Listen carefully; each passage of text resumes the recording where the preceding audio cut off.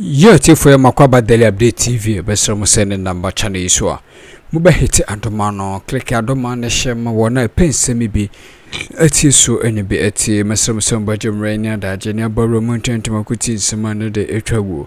Eti for and Sema elbow bob by Camille, see, no.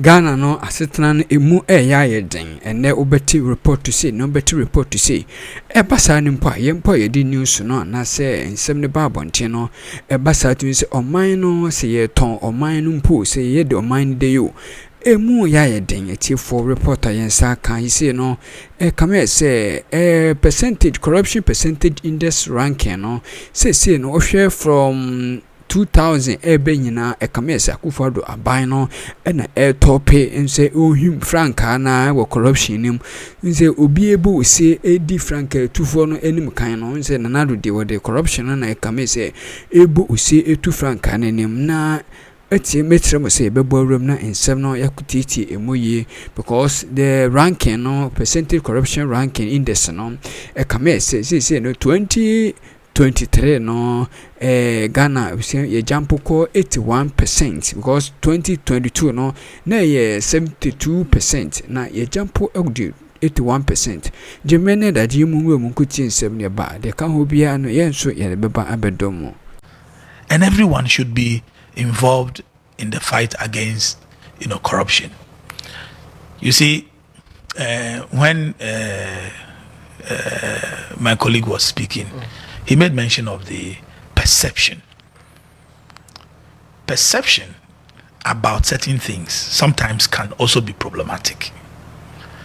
And when these research focus on unearthing corruption, it is unable. It can only research on perception. Because today, if you want to ask anyone who has been involved in an illicit activity, they will not tell you that they were involved in it, because here we are all trying to put together the ingredients for a successful crime, isn't it? We need to have the evidence. They won't show you the hardcore evidence that they were involved in an illicit act, because to do so is to implicate or incriminate themselves in the process. So they may even come to you and tell you that they have this perception that this is going on. They have experienced it, or they have been in an environment where such an activity had taken place. Whatever they do, they will not implicate themselves, because the legal structure of our law about corruption makes both the giver and the taker both guilty of the offense. A situation like that makes it difficult for anyone to come and tell you, oh yes, I was corrupt in one way or the other, but they will come and tell you the perception, and the perception cuts across all fields. It is not only the political or the politically elected persons or offices that are usually featured in the corruption perception index. It is across every facet of our society. Institutions, the police service, the medical fields, academia, everywhere. It is the disposition or the feeling people have, about it, that you can pay your way through, a system where if you are not even qualified, you pay your way through. We have seen this even in recruitment into sensitive institutions, that you've got to know someone must hold your hand and then take you there. And there are people who have lived that experience where they felt they were genuinely qualified for a position, and because they didn't know anyone, they were not selected. So that feeling informs a perception index at any time when you are measuring it. So when it comes to corruption, the definition of it is key, but the perception of it is what you can usually measure, because finding the hardcore evidence that someone has been corrupt is what all our mornings discussions has been about. The Attorney General even says he cannot find evidence, so, and who has been conducting these corruption perception index these are civil society organizations who often are even funded privately by donors and people who have goodwill to helping society deal with aspects of our governance. So they have limited powers. They can only measure what people feel about things and not the hardcore evidence itself. And that is what makes the perception key, because at every stage you are measuring using a certain sample size, and based on the sample size you can tell, did the perception among this size of sample we researched in the society improving about perception that the system is corrupt or not. And that is key, because in the public utilities, even in our elections, even in our political party systems, in our political campaign financing, in law enforcement, in judiciary, in all aspects, you can name them.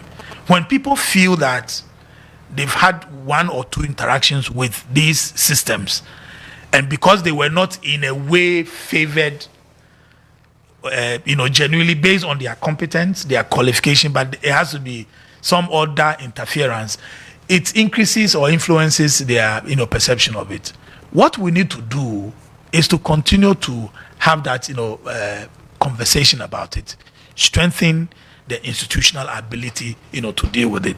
Somebody made a very profound statement a couple of months ago that in Ghana it appears that the much talked about corruption often is about people who have not had the opportunity yet to be corrupt. And that it appears that the fabric of this society condones corruption, and that it is only when you are benefiting from corruption that you defend it. When you are far from the benefit of corruption, you see it as a problem. You attack it. But the moment you are located in any environment where some aspect of corruption benefits you, you don't see anything wrong with it. If you were favored in an employment because your political party was in office, you were appointed based on your political coloration above someone who was qualified, you may not see that phenomenon as a problem until somebody who has no political connection at all attempts to, let's say, get into the police service, attempts to get into a government institution, and they don't get selected, yet they saw a colleague of theirs who is politically connected or is strong politically gets selected over them. You cannot disabuse such a person's mind about corruption in the system. That is how this whole thing is. So the approach to it is to reinvigorate. We need every renewed effort towards it. Look, even this current administration, with few months to an election, if they change their disposition about corruption, it will be clear.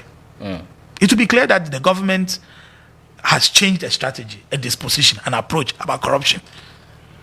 Were we not here, we saw other IGPs come and do other forms of law enforcement in the city. Didn't we see immediately Dr. Dampare changed his approach? We felt it. You will feel it in the way you do things. A friend of mine got arrested. Council, let me rope you in now. We're looking at the approach. What approach will John Mahama be using? One, now, Kesi also mentions the issues of our laws. Should we review the very laws that we have? I mean, you need to provide concrete evidence before the guilty person is prosecuted. Another point also is that we have issues with the appointing hands. Definitely, that familiarity will be there. Should we also be looking at that as well? Who appoints the head of the investigative institutions? Okay. I think it's important for us to remember that under Article 88.3, under Article 88.3 of the Constitution, it says that the Attorney General shall be responsible for the initiation and conduct of all prosecutions of criminal offenses. So the special prosecutor there are limitations to his office. His office has called for the passage of another law. Yeah, remember that law? Yeah.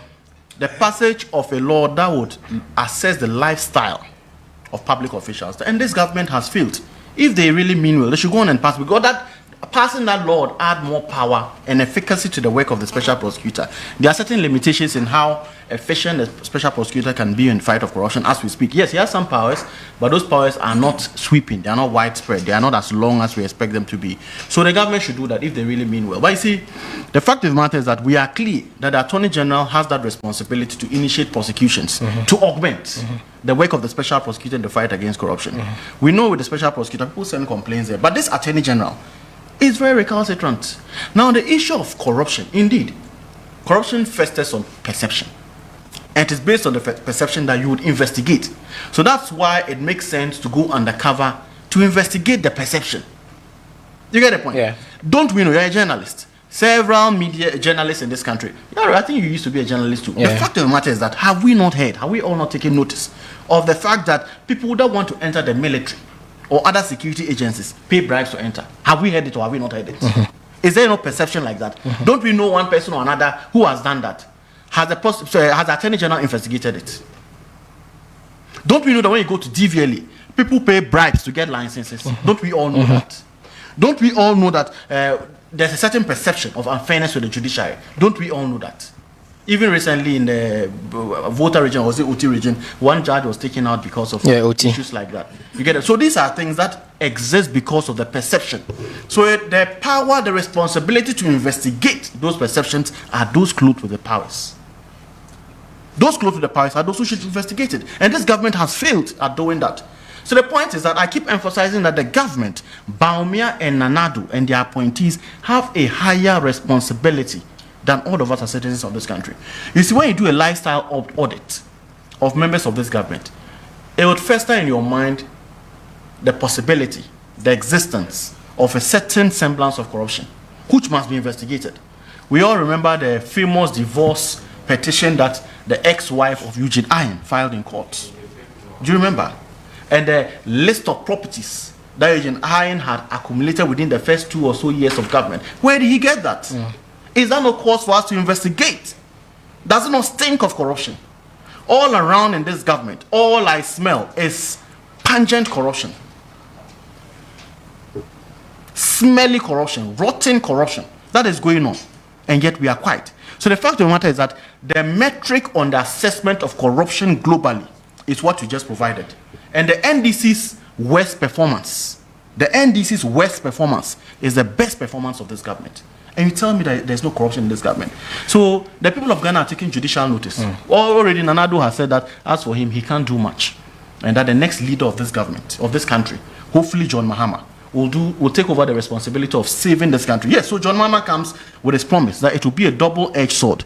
Now remember, history has taught us. We remember the famous words of a very good man, Professor Mills, as president. He said, I'm a father for all. I choose to let go everything. Perhaps he even instructed his Attorney General not to prosecute crime related to corruption. Perhaps he may have done that. But those days are gone. John Mahama has promised that he's coming with a sword that will cut either ways. He's not just looking at people that may be corrupt in his government, but people that have been corrupt in past governments. So don't worry. You can sit here and say that people were corrupt in Kufuor's government and nothing happened. Corruption has no expiry.